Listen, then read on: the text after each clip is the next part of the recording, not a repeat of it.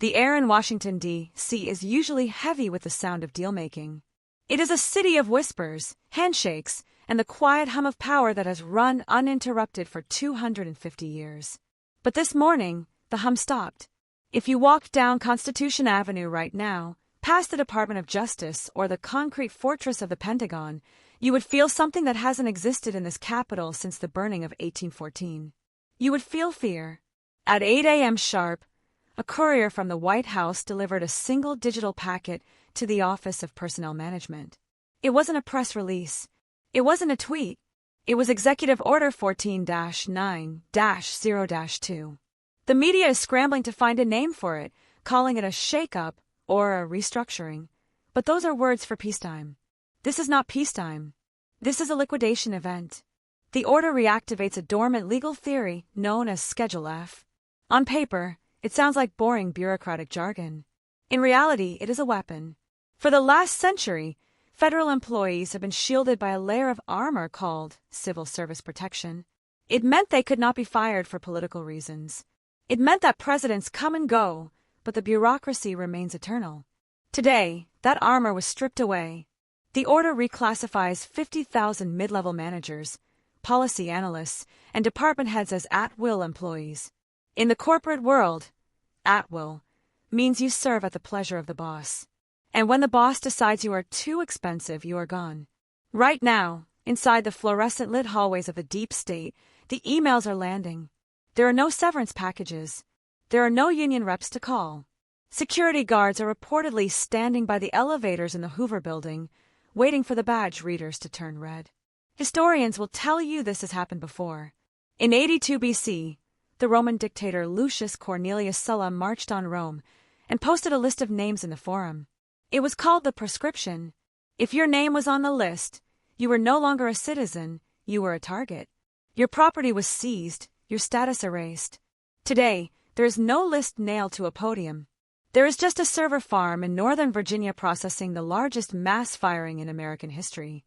The permanent class, the unelected kings of regulation who thought they owned the government, just woke up to find they are merely tenants. And the landlord has just served an eviction notice. To understand the violence of this moment, you have to stop looking at the politics and start looking at the math. You have to ignore the faces on the news and look at the ledger, because the ledger is bleeding. The United States of America is not just a country, it is a corporation. And as of January 2026, that corporation is technically insolvent. We are currently sitting on $36 trillion of national debt. That number is so large it loses all meaning to the human brain. So let me put it in terms that will terrify you. For the first time in history, the interest payments on our debt have exceeded our entire defense budget. We are now spending more money to pay off the bankers than we are to defend the homeland. We are borrowing money from our enemies just to pay the interest on the money we borrowed from our friends. In finance, this is called a death spiral. When a company enters a death spiral, there are only two ways out. The first is bankruptcy, where the doors close and the assets are sold for scrap. The second is a hostile takeover. A corporate raider buys the controlling stake, walks into the boardroom, and starts cutting limbs to save the body. That is what you are witnessing. Donald Trump hasn't just returned as a president, he has returned as a liquidator. The $2 trillion cut that was announced this morning is not a negotiation. It is an amputation. The critics are screaming that this will destroy the government's ability to function. They say you cannot fire 50,000 people without chaos. But the liquidator doesn't care about chaos, he cares about the balance sheet. By firing these people, the administration isn't just saving their salaries. It is canceling their pensions. It is voiding their consulting contracts. It is erasing the black budgets, the billions of dollars in off-the-books spending that flows into the Pentagon and intelligence agencies without ever being audited. The deep state is not just a conspiracy theory about men in dark rooms. It is an economy. It is an industry worth trillions, built on the idea that the government will always get bigger and the checks will always clear. Today, the check bounced. This is the financial equivalent of a heart attack. The flow of fiat currency that has sustained the bureaucracy for decades has been severed. Wall Street is watching in horror, the Federal Reserve is holding emergency meetings, and the bond markets are shaking. Because everyone knows the truth, the liquidation has begun. And in a liquidation, everything must go. To understand how a president can fire an army, you have to look at the shield he just shattered. For 140 years, the American bureaucracy has hidden behind a piece of paper called the Pendleton Civil Service Act of 1883. It was designed to stop corruption, to prevent politicians from handing out government jobs to their friends. But over the last century, that shield turned into a fortress. It created a class of worker that was legally untouchable. You could fail at your job, you could leak classified documents, you could undermine the elected president, and it would take 5 years of litigation to remove you from your desk. This legal armor created a zombie government, a workforce that could not die. But the lawyers behind Project 2026 found a crack in the armor. It was a single, overlooked clause in the original law regarding employees in confidential, policy-determining, policy-making, or policy-advocating positions. For decades, Washington pretended this only applied to a few hundred top advisors. But the new executive order reinterprets that definition. It argues that anyone who touches policy, from the EPA analyst writing climate regulations to the DOJ lawyer drafting subpoenas, is a policymaker. This is the legal weapon known as Schedule F. It doesn't use a scalpel, it uses a sledgehammer. By reclassifying these thousands of protected civil servants into the new Schedule F category, their legal status changes instantly. They go from being property of the state, with lifetime tenure, to at-will employees who can be terminated for a lack of confidence. The genius of the move is its simplicity. It bypasses Congress entirely. It bypasses the unions. It is a terrifying display of executive power that uses the bureaucracy's own rules against it. Right now, lawyers across D.C. are screaming that this is illegal. They're filing emergency injunctions in every federal court from Maryland to D.C. But the administration anticipated this. The order was written to be immediate. The terminations are processed before the lawsuits can even be stamped by a clerk. The legal weapon has already fired. The shield of 1883 is gone, and for the first time in American history, the federal workforce is naked, exposed to the cold wind of accountability. We are taught in school that there are 3 branches of government: the legislative, the executive, and the judicial. We are told a fairy tale about checks and balances. But anyone who has ever tried to build a factory, open a bank, or navigate a tax audit knows the truth. There is a 4th branch. And until today, it was the most powerful branch of them all because it was the only one that never faced an election. This is the administrative state. It is the invisible empire that actually runs the country while the politicians argue on television. The Congress might pass a law that is 10 pages long, but the 4th branch will turn that law into 10,000 pages of regulations. They decide what water you can drink, what car you can drive, and what you can say on the internet. They are the authors of the Code of Federal Regulations, a stack of books so tall it would crush a human being. For decades, this 4th branch has operated with a simple, arrogant philosophy. Presidents are temporary. We are eternal.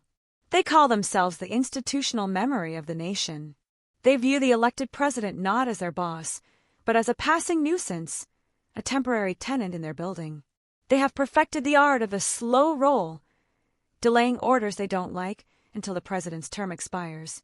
They have leaked stories to the press to wound administrations they disagree with. They believed they were the guardians of the state, protecting it from the mistakes of the voters. But arrogance is a dangerous blind spot.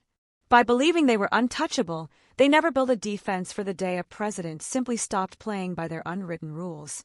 Trump's purge attacks the 4th branch at its source, its personnel. You cannot have an administrative state without administrators. By targeting the specific layer of people who write the regulations, the invisible middle managers who turn law into red tape, Project 2026 is attempting a decapitation strike on the 4th branch. The unelected are looking at their screens today and realizing a horrifying truth. The voters finally sent a wrecking ball, and this time, the walls are actually coming down. History does not repeat itself, but it rhymes. And if you listen closely to the sound of Washington, D.C. today, you can hear the rhyme echoing from 2,000 years ago. To understand what is happening to the American Republic in 2026, you don't need to read the Constitution. You need to read Plutarch. You need to go back to the year 82 BC, to the collapse of the Roman Republic, and the rise of a man named Lucius Cornelius Sulla. Like Donald Trump, Sulla was a man who felt betrayed by the establishment. When he marched his legions into Rome, breaking the ultimate taboo, he didn't just want to defeat his enemies. He wanted to erase them. Sulla invented a terrifying new political weapon called the proscription. He didn't hold trials. He didn't hire prosecutors. He simply walked into the Roman Forum and nailed a list of names to a podium. If your name was on that list, you were no longer a citizen. You were dead in the eyes of the law. Anyone could kill you. Your property was seized by the state. Your children were banned from holding office. It was a total, violent reset of the ruling class. Sulla used this list to transfer the wealth of his enemies to his friends, creating a new loyal elite from the ashes of the old one. Project 2026 is the digital version of Sulla's list. The 50,000 names being processed by the Office of Personnel Management right now aren't being executed, but they are being socially destroyed. These are men and women who built their lives on the assumption of power. They bought homes in Georgetown. They sent their kids to Sidwell Friends. They held court at the cocktail parties of Colorama. Today, their security clearances are being revoked. Their pensions are being frozen. Their status is being deleted. The genius of Trump's move is that he understands what Sulla understood. You cannot change a system if you leave the people who built it in charge. The screaming you hear from the media today isn't about democracy. It is the sound of an aristocracy realizing they have been proscribed. The old patricians of the deep state are looking for their names on the list and realizing that for the first time in history, the Legion is loyal to the general, not the Senate. To see the real-world impact of this executive order, you have to leave the marble halls of D.C. and drive 30 minutes west, across the Potomac River, into the rolling green hills of Northern Virginia. Specifically, you need to go to Loudoun County. For the last 20 years, this has been the wealthiest county in the United States of America. It has a higher median income than Silicon Valley, higher than Beverly Hills, higher than Manhattan. But Loudoun County doesn't produce anything. They don't make steel. They don't write software code for the public. They don't grow food. Loudoun County is rich for one reason. It is the bedroom of the military-industrial complex. The massive, sprawling mansions you see here, the ones with 6-car garages and perfectly manicured lawns, were bought with your tax dollars. This is where the defense contractors, the lobbyists, and the GS-15 bureaucrats sleep at night. For decades, this region has been a bubble that could not burst. Recessions didn't touch it. Housing crashes didn't touch it, because the government always spent more money. But today, the bubble just met the needle. The Schedule F order and the $2 trillion spending freeze have turned Loudoun County into a place of quiet, desperate panic. Real estate agents are reportedly getting calls from clients trying to sell their $3 million homes before the market realizes they are unemployed. The private schools are wondering who is going to pay the $50,000 tuition next semester. The luxury car dealerships are empty. Because the entire economy of this region is based on a single assumption: the money spigot never turns off. Donald Trump has just turned the handle. By targeting the flow of federal contracts and firing the people who approve them, he isn't just trimming the budget. He is declaring economic war on the suburbs of Washington. The people who live here thought they were recession-proof. They thought they were the essential class. Tonight, as they look at their mortgages and their canceled contracts, they are realizing a cold, hard truth. The host has finally decided to stop feeding the parasite. And a parasite cannot survive without a host. If you think the public budget, the one you see on C-SPAN, is where the real money is, you are looking at the wrong ledger. The true wealth of the American empire is hidden in what Washington calls the black budget. For 80 years, this has been the financial dark matter of the universe. It is money that legally exists, but officially goes nowhere. It funds the things that do not have names, the satellite arrays that can read a license plate from orbit, the drone swarms tested in the Nevada desert, and the intelligence networks that span the globe like a nervous system. In 2025, the Pentagon failed its annual audit for the 8th time in a row. They couldn't account for 60% of their assets. In any other company, the CFO would be in prison. In the Department of Defense, they just asked for a budget increase.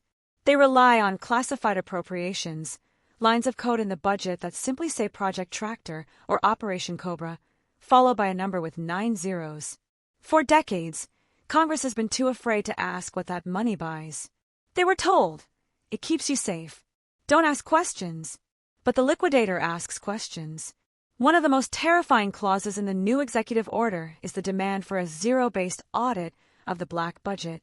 This morning, teams of forensic accountants, hired directly by the White House and escorted by military police, walked into the secure basements of the Pentagon. They aren't there to check the price of hammers. They are there to open the vaults. The panic inside the defense industrial complex right now is total. These contractors have been operating on a cost-plus basis for 50 years, meaning they spend whatever they want, and the taxpayer guarantees a profit on top of it. It is a system designed to burn money. But Project 2026 treats the Pentagon like a distressed asset. The rumor circulating on K Street is that the president intends to declassify the waste. Imagine the chaos when the public finds out we spent billions on a hypersonic missile that never flew, or a cyber weapon that doesn't work. The black budget is about to be exposed to the one thing it cannot survive: sunlight. While the generals panic about their budgets, a much more personal tragedy is unfolding in the suburbs of Maryland and Virginia. It is the shattering of the golden handcuffs. This is the unspoken deal that has kept the federal government running for a century. The deal was simple. You work a boring job, you sit in a gray cubicle, and you never complain. In exchange, you get a pension that cannot be touched. You get health insurance for life. You get safety. This pension system, split into the old Civil Service Retirement System, CSRS, and the newer Federal Employees Retirement System, FERS, is the glue holding the deep state together. It is why people stay in jobs they hate for 30 years. They are waiting for the payout. It creates a workforce that is docile, risk-averse, and completely dependent on the state. But dependency is a double-edged sword.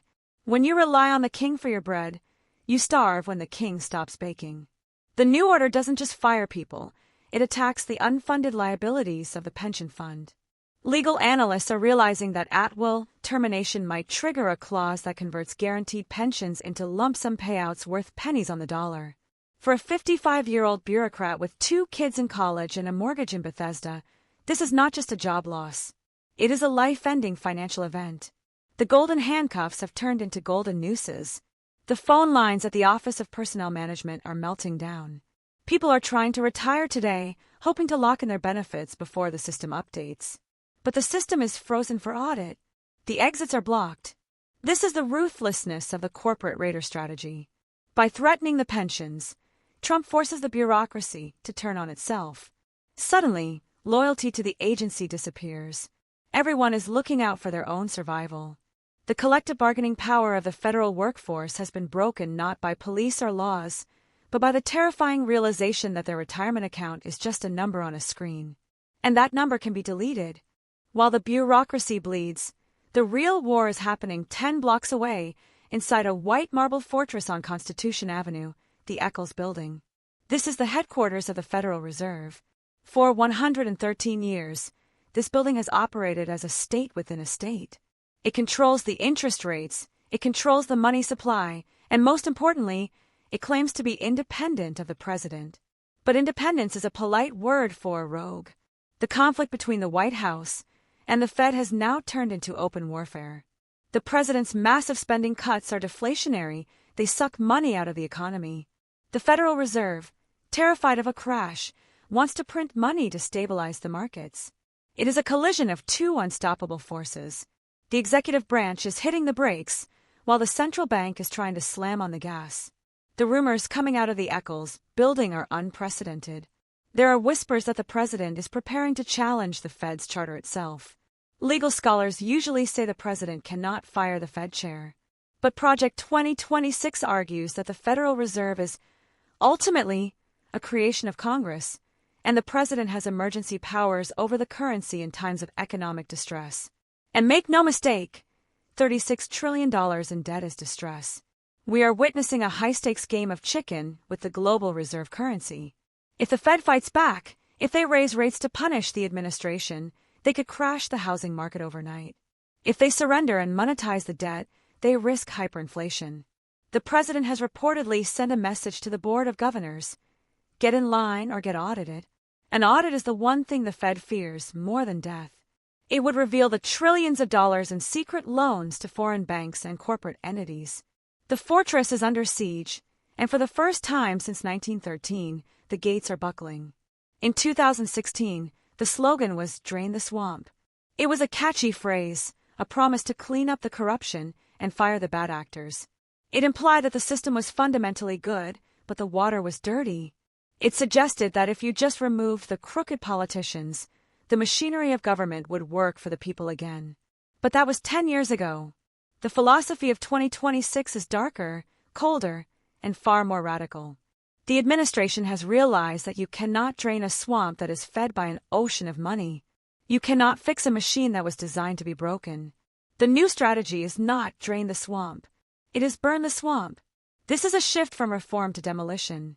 The firings we are seeing today aren't about replacing Democrat bureaucrats with Republican bureaucrats. They're about leaving the desks empty.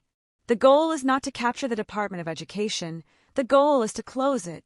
The goal is not to fix the FBI. The goal is to shatter it into 1,000 pieces and scatter it to the winds. This is what terrifies Washington. They know how to handle a reformer. You wait him out. You bury him in paperwork. But they don't know how to handle a demolition crew. When you fire a bad employee, you hire a new one. When you eliminate the position entirely, that power is gone forever. This is scorched earth governance. The administration is betting that the only way to save the American Republic is to dismantle the American empire. They are burning the regulatory codes, the tax loopholes, and the agency charters. It is a dangerous gamble. Because when you burn down the structure that holds up the roof, you better be sure you can survive the collapse. If you turn on your television right now, you will see something strange.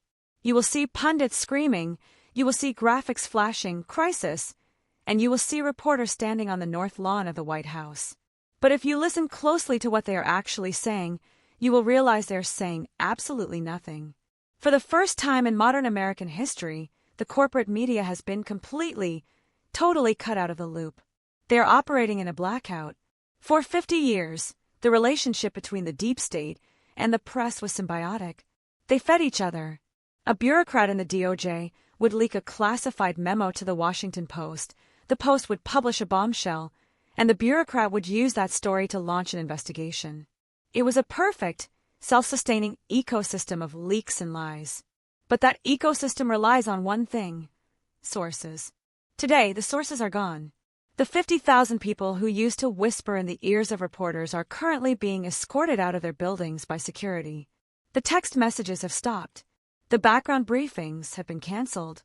The reporters are standing in the briefing room, waiting for a press secretary who isn't coming. The administration has stopped feeding the beast. They aren't holding daily press conferences to explain the firing of the government. They are simply doing it. This silence is more terrifying to the media than any tweet. Without leaks, they cannot control the narrative. They are flying blind. You are seeing anchors panic on live TV because they don't know what is coming next. They are reporting rumors as facts because the actual facts are locked in a server they can no longer access.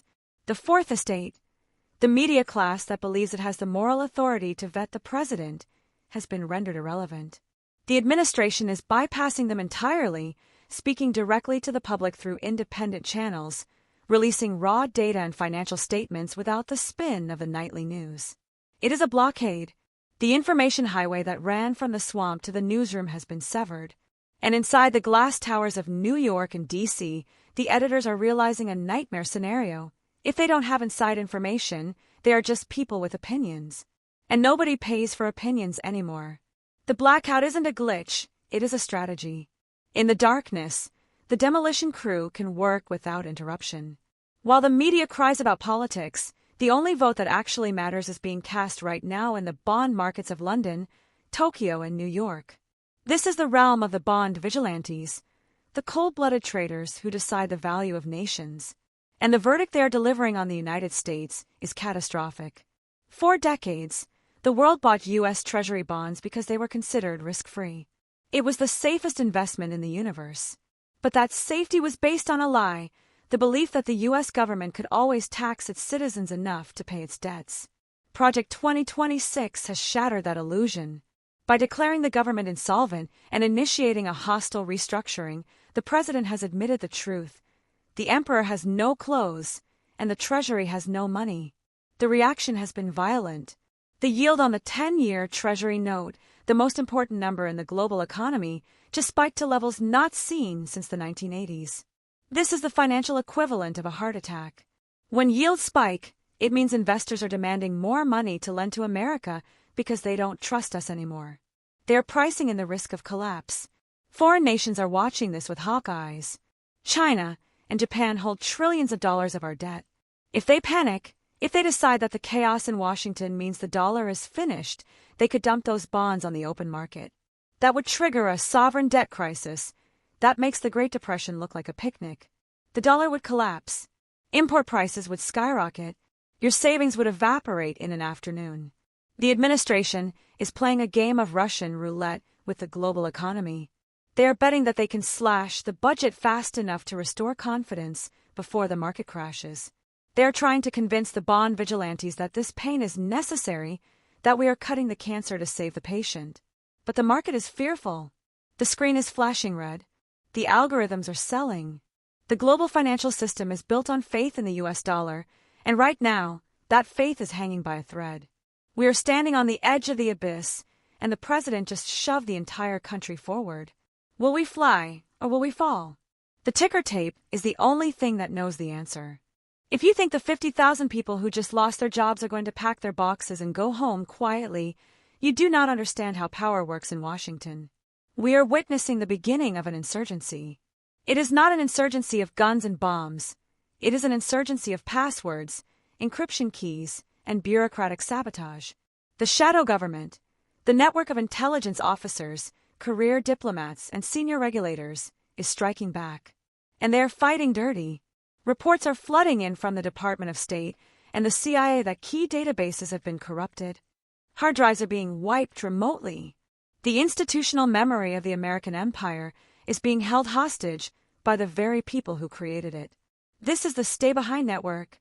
In the Cold War, the CIA trained operatives to stay behind enemy lines if the Soviets invaded, to sabotage bridges and cut power lines. Today, the enemy lines are in D.C., and the saboteurs are the former employees. They are locking the doors from the inside. We are seeing a coordinated effort to create maximum chaos. The goal is to make the country ungovernable without them. Suddenly, the passport processing system is offline. The air traffic control updates are glitching. The Social Security checks are delayed due to technical errors. These are not accidents. These are warnings. The shadow government is sending a message to the White House.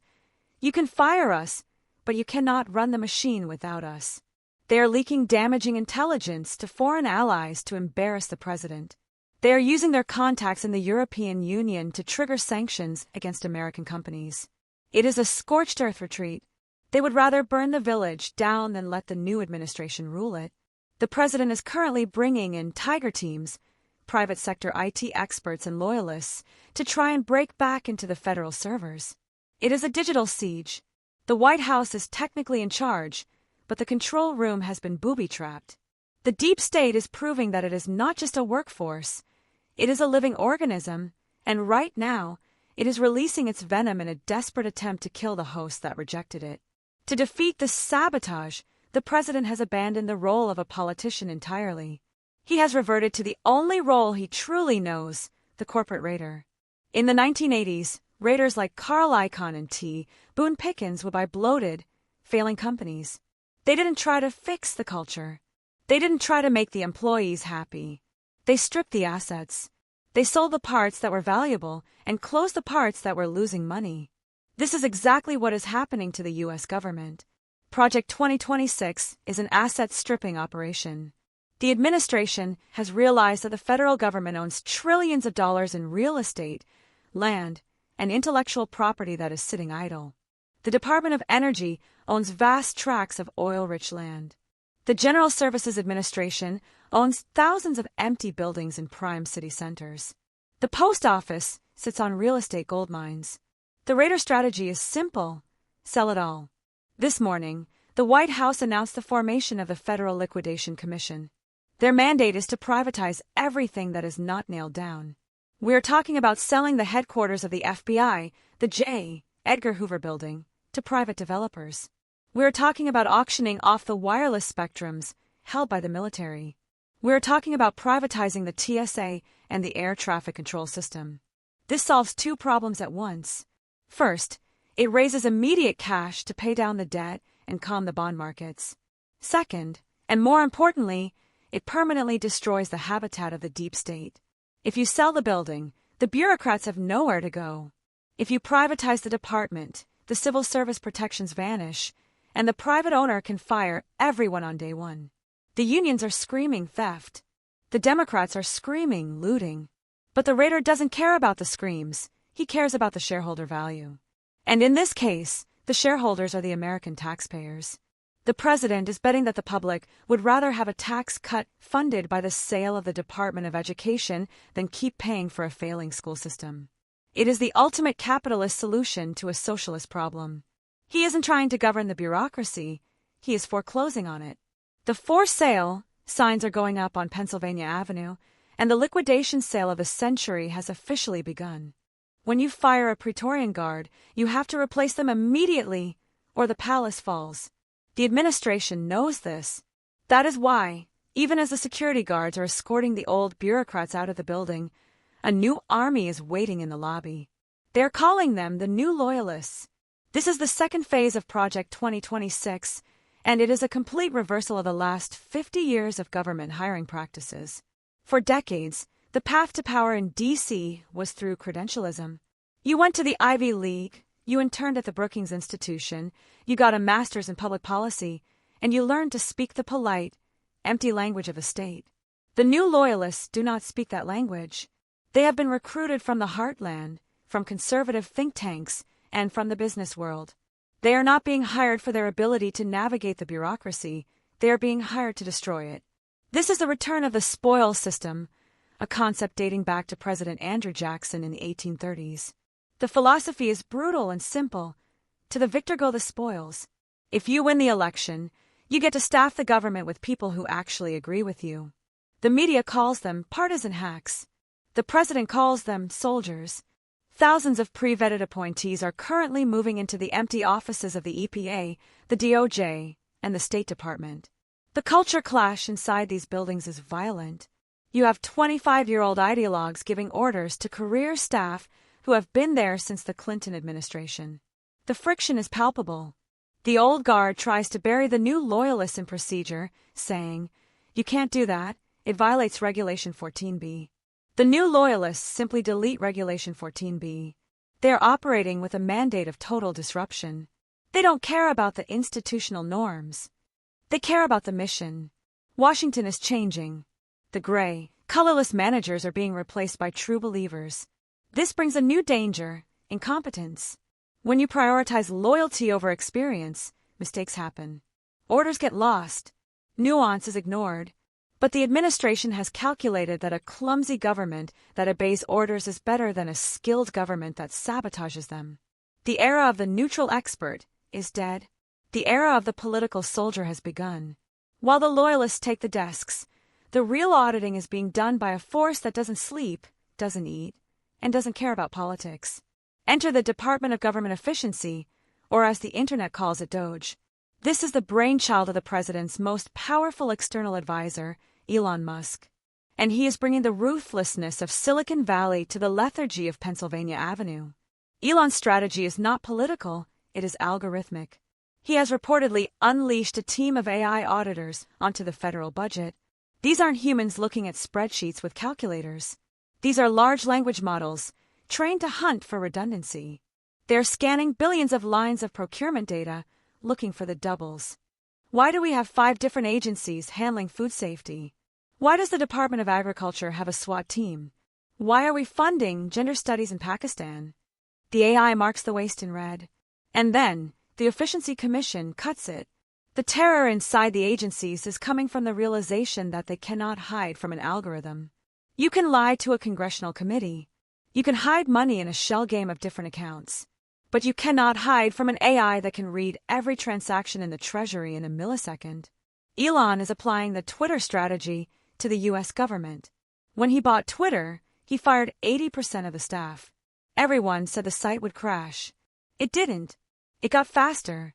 He is betting that the U.S. government is 80% bloat. He is challenging the fundamental assumption of a state that more money equals better results. He argues that the inverse is true, that money makes the government stupid. This is the clash of two civilizations, the engineer versus the bureaucrat. The engineer wants to optimize. The bureaucrat wants to expand. The Efficiency Commission is currently publishing its findings in real time on X, formerly Twitter, publicly shaming agencies for their waste. It is a spectacle of humiliation. For the first time, the taxpayers are seeing exactly where their money went. $400 for a hammer? $10,000 for a toilet seat? The receipts are online. The shame is public. And the guillotine is falling. The government is being run like a startup that is running out of cash, because it is. To understand the magnitude of what is happening today, you have to go back to a Sunday evening in the summer of 1971. August 15th, President Richard Nixon interrupted the popular TV show Bonanza to deliver a speech that would change the world forever. In 18 minutes, he unilaterally canceled the Bretton Woods Agreement. He closed the gold window, ending the convertibility of the U.S. dollar into gold. He imposed wage and price controls. He levied a 10% surcharge on imports. Historians call it the Nixon shock. It was an economic earthquake. The experts said it couldn't be done. The State Department begged him not to do it. They said it would destroy the global order. But Nixon did it anyway, because he understood a brutal truth. When the rules of the game are causing you to lose, you don't play harder. You break the board. Donald Trump is the first president since Nixon to understand the utility of the shock. Project 2026 is the Nixon shock on steroids. Just like Nixon, Trump is facing a currency that is under attack and a trade deficit that is bleeding the country dry. But unlike Nixon, who severed the dollar from gold, Trump is attempting to sever the government from its own debt. This is shock therapy economics. The theory is that a slow decline is fatal, but a sudden, violent crisis can jolt the system back to life. By freezing $2 trillion, by firing the bureaucracy, by threatening the Federal Reserve, the president is intentionally inducing a coma in the patient. He is betting that the post-war order, the system built by the deep state after 1945, is already dead, and we are just propping up the corpse. The danger, of course, is that Nixon's shock led to the stagflation of the 1970s, a decade of high unemployment and soaring prices. We are flirting with that same disaster today. The markets hate uncertainty, and we just gave them the biggest dose of uncertainty in 50 years. But the administration argues that the alternative is worse. They argue that the slow death of the $36 trillion debt bubble is guaranteed suicide. They have chosen the high-risk surgery. They have closed the gold window again. The old world is gone, and we are all living in the volatility of the new one. At the center of this entire hurricane, the firings, the audits, the chaos, sits a single fragile piece of paper, the United States dollar. For 80 years, this green piece of paper has been the exorbitant privilege of the American empire. It is the world's reserve currency. We can print it for free, while the rest of the world has to work for it. It allows us to run massive deficits, fight endless wars, and consume cheap goods, all because the world trusts that the dollar is as good as gold. But trust is a finite resource, and the dollar's last stand is happening right now. The enemies of America, the BRICS nations, Brazil, Russia, India, China, are smelling blood in the water. They are watching the chaos in Washington and telling the world, look, the Americans are unstable. Their government is liquidating itself. Their debt is toxic. Come join our system. If the dollar loses its status as the reserve currency, the party is over immediately. The value of your savings would drop by 50% overnight. Imports would become unaffordable. The American standard of living would collapse to the level of a developing nation. This is the nightmare scenario that keeps the Treasury Secretary awake at night. Trump's gamble is that the only way to save the dollar is to prove we are serious about the debt. He is trying to show the world that America is finally sober after a 50-year drinking binge. By cutting the $2 trillion, he is sending a signal to the global markets. We are fixing our balance sheet. We are ruthless. Buy our bonds. It is a high-wire act with no safety net. If the markets believe him, the dollar could soar, and the U.S. economy could enter a golden age of efficiency and growth. But if they don't believe him, if they see this as the erratic thrashing of a dying empire, they will sell. The king dollar is standing in the middle of the arena, surrounded by lions. The president has handed it a sword in the form of austerity. Now we have to wait and see if the king can fight, or if the reign is finally over. In the shadows of the Beltway, a word is being whispered that hasn't been heard seriously since 1963. That word is coup. But in the 21st century, coups do not look like tanks rolling down the street. They do not look like generals seizing the television station. A modern American coup looks like a constitutional crisis. It looks like a lawsuit. It looks like the 25th Amendment. As the firing orders sweep through the Pentagon and the intelligence agencies, the resistance is moving from sabotage to something far more dangerous: mutiny. There are reports tonight of high-level discussions among the Joint Chiefs of Staff. They are debating the legality of the president's order to freeze the black budget. The argument is simple. Does the commander-in-chief have the right to defund the military that protects the nation? The generals argue that national security supersedes fiscal responsibility. They are hinting that they may simply refuse to open the vaults to the auditors. This is the silent coup. It is the moment when the unelected Praetorians decide that the elected emperor is dangerous to the state. We are seeing leaks suggesting that cabinet members are being approached to invoke the 25th Amendment to declare the president mentally unfit because his economic shock therapy is reckless endangerment of the country. This is the most dangerous moment of the entire transition. We're staring at a standoff between the man with the votes and the men with the guns. The White House knows this. That is why the Secret Service detail has been tripled. That is why the president is operating out of a secure location, not the Oval Office. The administration is daring the deep state to make a move. They know that if the generals refuse an order, it proves the president's entire point, that the military is no longer under civilian control. It is a trap. If the generals blink, they lose their budget. If they bite, they expose themselves as traitors. The air in Washington is electric with paranoia. Every phone call is tapped. Every meeting is recorded. The silent coup is no longer silent. It is screaming. And so, as the sun sets on January 30th, 2026, we are left looking at the ruins of the old world. The Washington, D.C. that existed yesterday, the city of leisurely lunches, lifetime tenure, and unlimited spending is gone. It has been liquidated. In its place, something harder, colder, and leaner is emerging. Historians may call this the birth of the new republic. If Trump's gamble succeeds, the United States will emerge from this surgery as a terrifyingly efficient machine. A government that actually works. A budget that is balanced. A currency that is sound. We could see a golden age of prosperity, where the wealth of the nation is returned to the people who create it, rather than the bureaucrats who consume it. The Department of Government Efficiency could become the model for the entire world.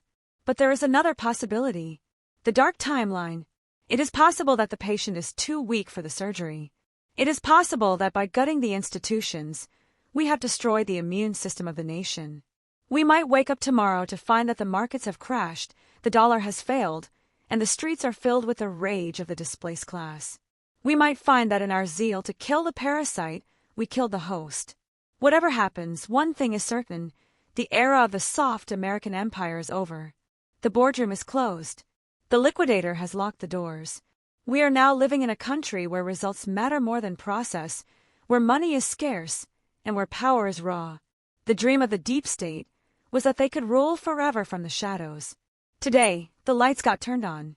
And the only thing scarier than the darkness is what you see when the light finally hits the room. This has been the Crimson Files. The story is still breaking. The money is still moving. And we will be here to track every single dollar. If you want to survive the transition, you need the raw data. You need to know what happens when the red light stops pulsing. Click the subscribe button. Turn on notifications. This is not a request. This is a survival instruction. Subscribe to Crimson Files. Welcome to the resistance.